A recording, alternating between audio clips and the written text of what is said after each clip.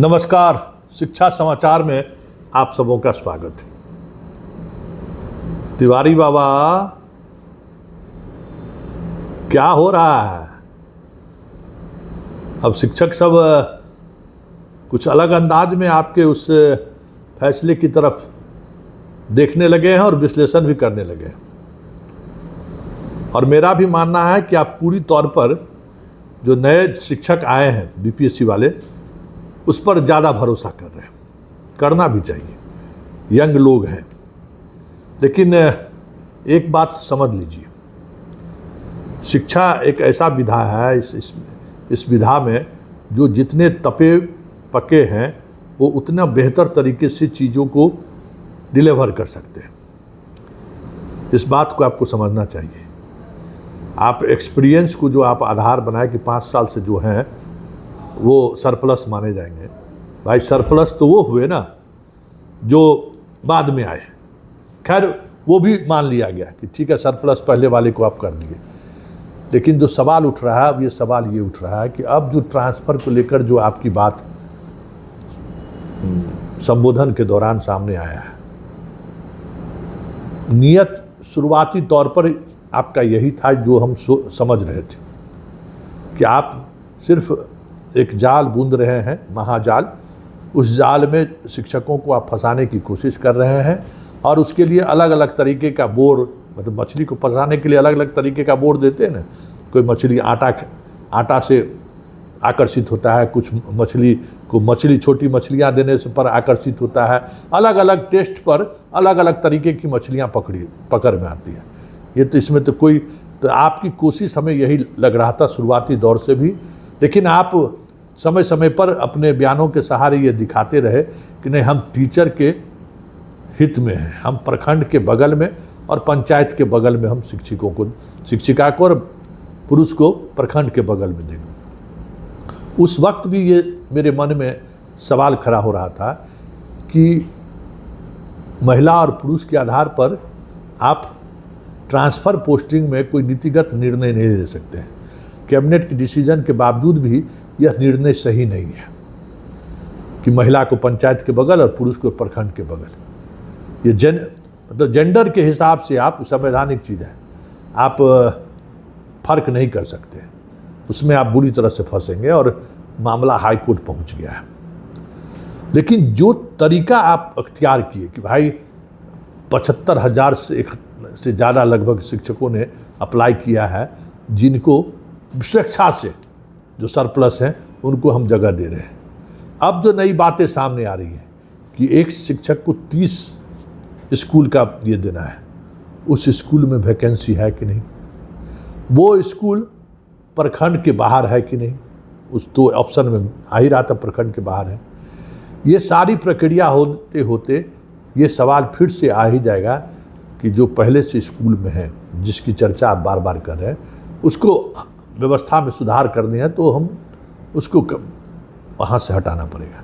देखिए, ये थ्योरी ऐसे लोगों की वजह से बनी है जो मास्टरवा है, जिसको हम बार बार हम भी कहते हैं मास्टरवा है।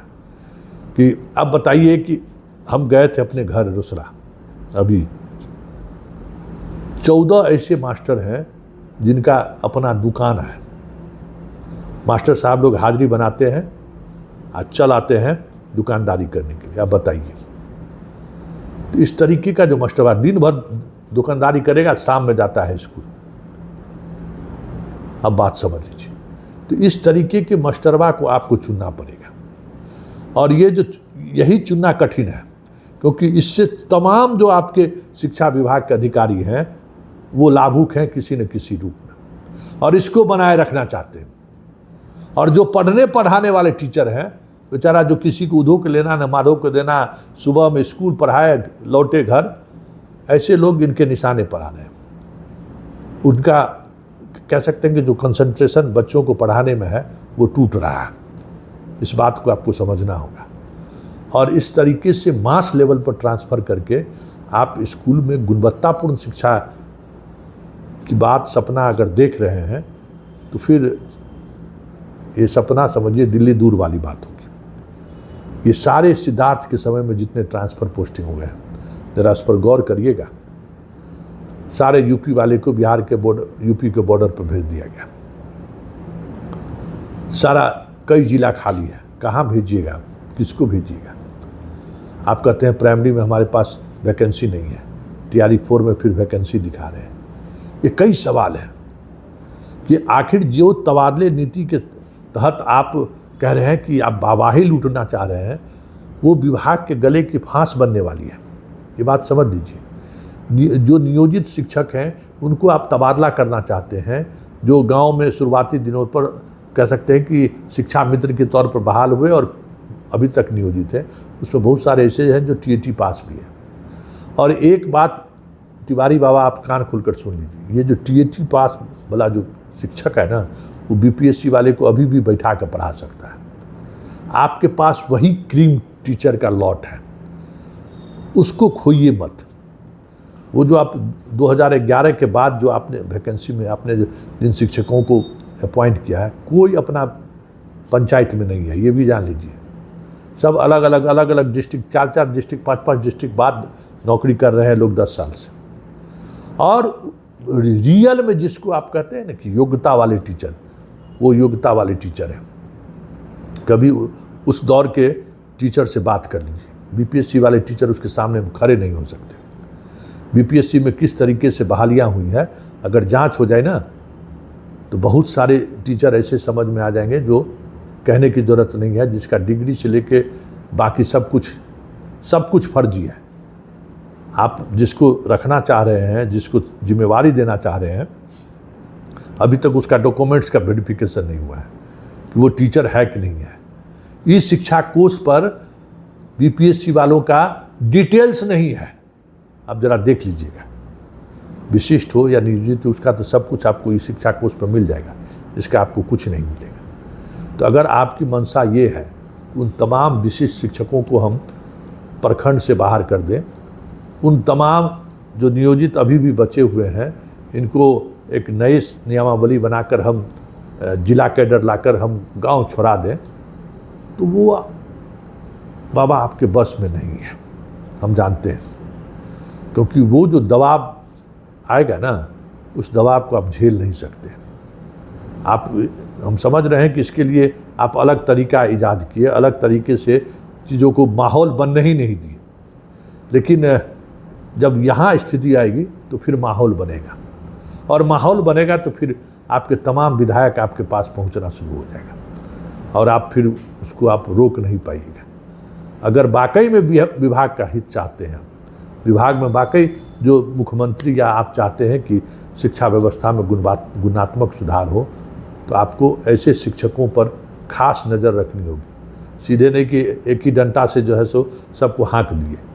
लालू यादव भी इसी तरीके से सामूहिक ट्रांसफ़र किए थे। सारा हाई स्कूल जो बेपटरी हुआ, उसके फार दोबारा वो पटरी पर नहीं आ सके। हाई स्कूल में तो सब लोकली टीचर हुआ करते थे, कोई प्रखंड उरखंड के बहुत कम टीचर थे, सब घर के बगल से आते थे क्लास लेने के लिए, लेकिन वो लोग पढ़ाते थे। तो शिक्षक पढ़ाए कैसे, इस पर सोचिए आप।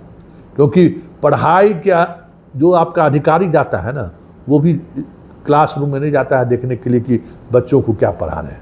वो जाते हैं कि मध्याह्न भोजन में क्या हुआ, बाकी जो चीज़ें हैं वो ठीक है, सफाई सुथरा है कि नहीं।